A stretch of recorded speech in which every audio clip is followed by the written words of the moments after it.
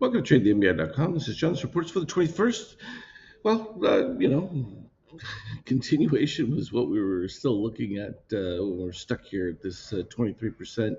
We had NBI right rising, but as I pointed out, any dip of the magenta, you're likely to just get stuck around here. And the NASDAQ has really been the drain on all of this. And one might say rightfully so, given what we've seen from obviously heard the Fed, which basically punted and said we're not going to do anything. We expect inflation to be out of control with tariffs, and therefore we're not going to do anything. From a reading standpoint, again, you have shorts taking the lead here.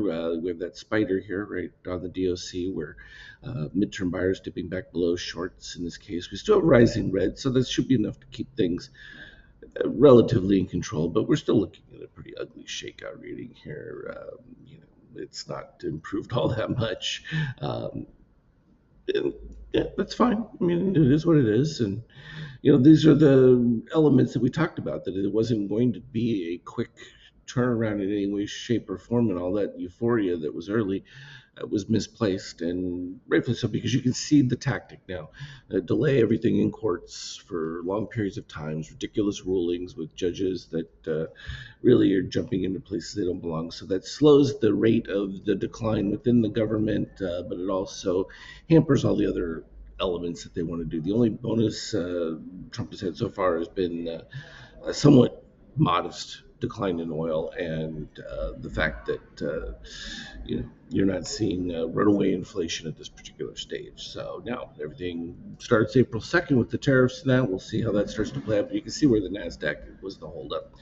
NBI White was leading already. Magenta's still over, so we knew that we would have upside resistance, but we would still get the bounce back and forth. And again, range volatility is still excellent. And a little bit more muted here on the DOC reading. But again, without this reset of steel, you're not going anywhere. We talked about this. It's just the way it works. Doesn't mean there's an accumulation taking place with this, but not enough to do anything at this particular stage. And it also poses the risk that you could continue to fade from there. So from a treasury standpoint, yield continuing to climb just a little bit. Relatively speaking, the market now has been given free rein to pretty much set rates, as opposed to the Fed really intervening in any way, shape, or form. Of course, Trump would like lower rates. That would certainly be a boost to the market and maybe ease things as far as payments and stuff like that goes. But the Fed's not going to cooperate, and so how he'll react to that one is a different issue.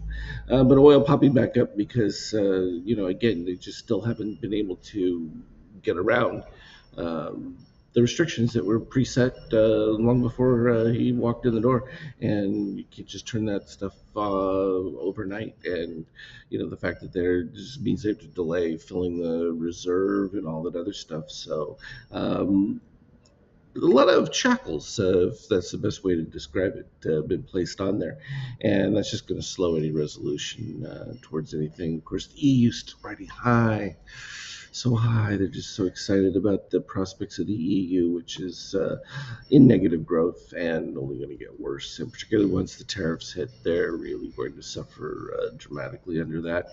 Now, of course, the big unknown becomes the peace plan and whether or not anything moves forward with that. Doesn't seem like Zelensky's all that excited to move forward in that case, which means the status quo. And the status quo from this standpoint means gold going to continue to be elevated and continue to rise. It becomes now the mainstay for everyone, particularly those inflation bugs that are anticipating that these tariffs are going to wreak havoc on everything, which I think they're just misguided on that approach, but we'll see how that plays out. Bitcoin, of course, doing anything relative to this. The same with ETH. Despite all the pro-crypto talk and everything else, the U.S. is not going to be buying cryptos anytime soon. It just isn't going to happen. And you can see that we didn't end up with a budget of any sort, just a continuing resolution. So you've got spending from the old period, and you're not changing anything. So it's much to do about nothing, as I like to say. But we did have the NBI White that took place right over here, and it was just a matter of waiting for magenta breakdowns. We had brief one earlier on in the previous day, and then it started to break down a little bit. By the time the market opened, magenta was below 25 level and then crossed below yellow, and that was your clear indication. Not to mention you already had blue well below gray in this particular point, so that was a double confirmation there. We did have the turnaround that took place right here where the blue crossed back above, and then you started writing magenta with white, and that's always usually that short covered thrust, and boy was it ever, and boom, shot right back up. Except for the problem is you ran out of buyers. The magenta faded before, and the white stayed in the lead, and that was a cue back to the 50% minimum. And now you're getting a secondary one, so now below the 50% with that read, your expectation is towards the zero.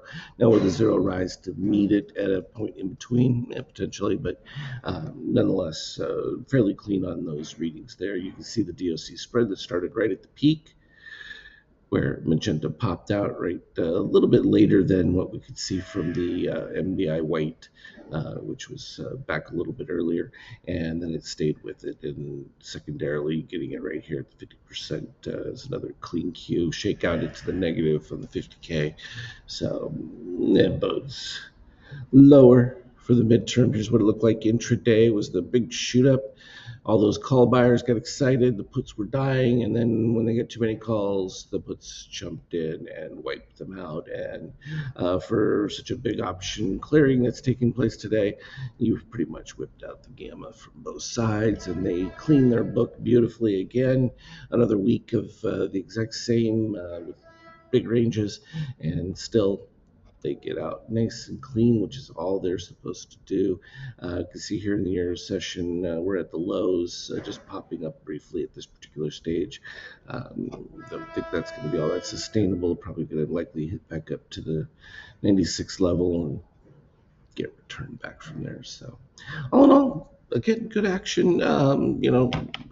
Very confusing for some people. I don't know why. It's really not hard to see how this is playing out, and it's just going to be a time lag, and probably not until June or so you're going to get any real clarity as far as economic situation. But as far as unemployment, all those other things, it's kind of flat, and I would expect it to remain so. You're not even the talk of all of the different investment that's going to happen. It's not going to take place anytime soon. It's going to take quite a bit of time before any of that works out. But when it does, it will definitely have an impact. So I think they're banking on an earlier recession now, get it out of the way, sort of like in the early Reagan years, and then back half of the administration, things begin to look rosy going into the next election. But the key is going to be that, the Democrats want to make things rough until the midterms are available and say, look, they didn't get anything done, all the promises, nothing worked, blah, blah, blah, blah. The usual politics. So anyway, as always, have a good one. Trade well. Anything relevant, I'll put it on the Skype chat for us. Ciao.